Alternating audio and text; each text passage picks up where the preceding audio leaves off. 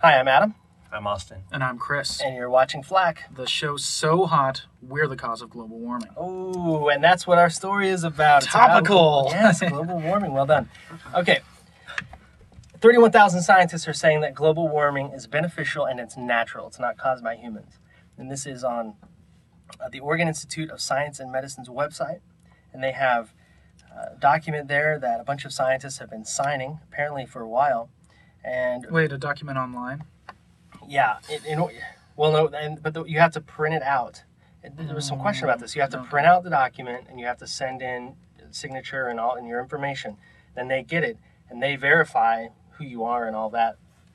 And then they put you on the list. Yeah, because I was wondering, not all of them are scientists. 31,000 scientists in the nation anyway. Yeah, not all of them are scientists. 500 scientists a state. And not all of them, but there. I looked at the list, and there's 9,000 PhDs, so we're not talking about idiots here. We're just people who ran across the website and thought, well, I'm going to sign that. So, but essentially what they're saying is, this is what they urge. This is the petition. We urge the United States government to reject the global warming agreement at Kyoto. So the Kyoto protocols essentially.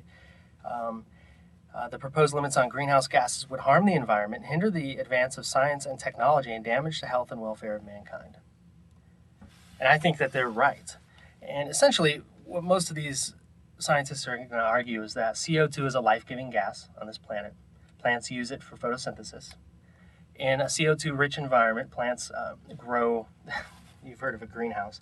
Plants grow faster, and they say that. And evidence shows that in history, at times when CO2 was rich in the atmosphere, there was greater growth of farms, vineyards, and so forth.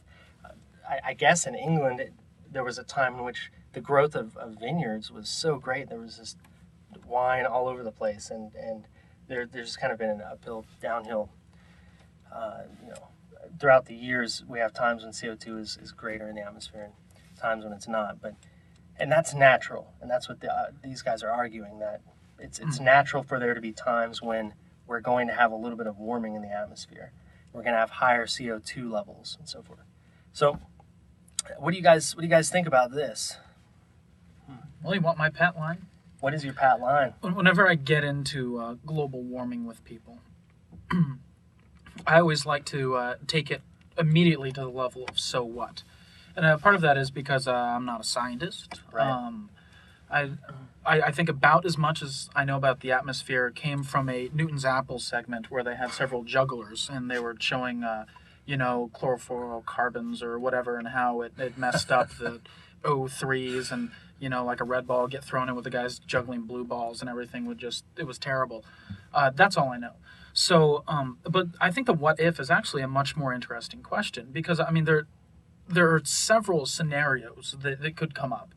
And the only one we ever hear about is like on The Inconvenient Truth where Al Gore's like, oh, well, the polar ice caps could melt, our oceans could desalinate, we'd lose our trade winds, every single animal that has ever lived in the ocean for the last 30 million years will die. And we're going to eat each other. Yeah, and everything will be horrible. But I think another way to look at it is the ice caps may melt. If we lose all L.A., of our coastal Florida, cities. New York, Portland, all of these basically centers of iniquity and sin will get wiped off of the map. And my grandparents will now have lakefront property in Arizona, and the entire world is a resort. Right. And that's glib, a little humorous, but the planet and God's creatures are all terribly adaptable. So the fact that we could heat up, it doesn't worry me. We don't know. Gore admits we have absolutely no clue. Here's what might happen, and then he just takes out a red marker and starts coloring blood all over the planet. And right. Yeah. Well, I keep hearing over and over and over again I keep reading news stories where scientists are saying that we've hit the peak, essentially, of a cycle for warming.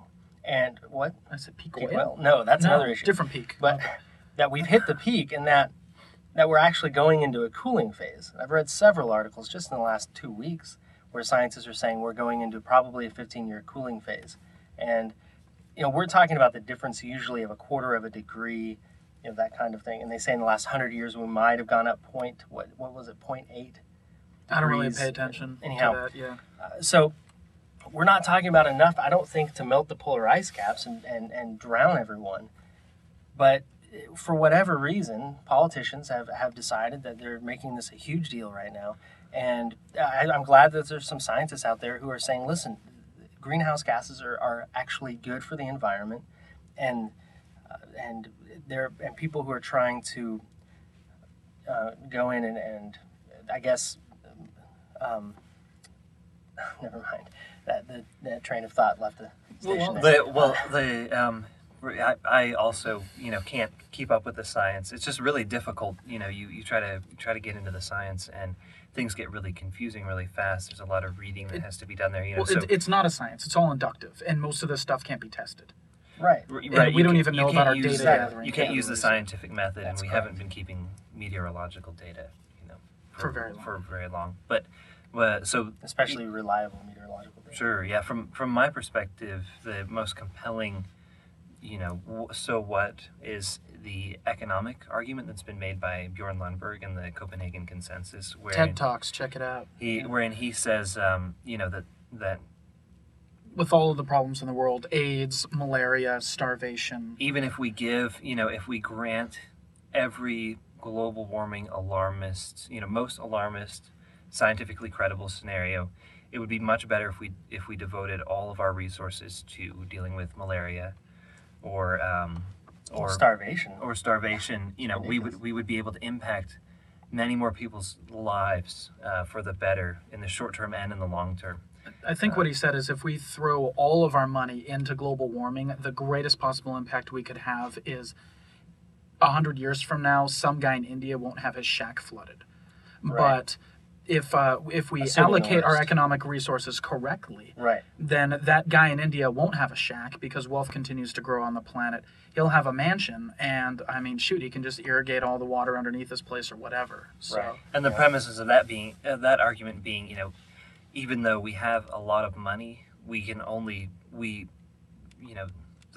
fact is that we only put it towards certain things, and so we do have to prioritize which things we are going to focus on a global, global scale with international aid and things like that. So, I'm gonna take the last word here. I think that again we have to remember that CO2 is a life-giving gas that plants use for photosynthesis, and we've seen in just recent years a greener planet than we've ever had before, taking all things into consideration due to the fact that a little bit higher CO2 levels, which are probably natural, and that's what these scientists are saying. So, all right, well, thanks for watching Flack. Give us your feedback in a video response or at our website, Klaxn.com.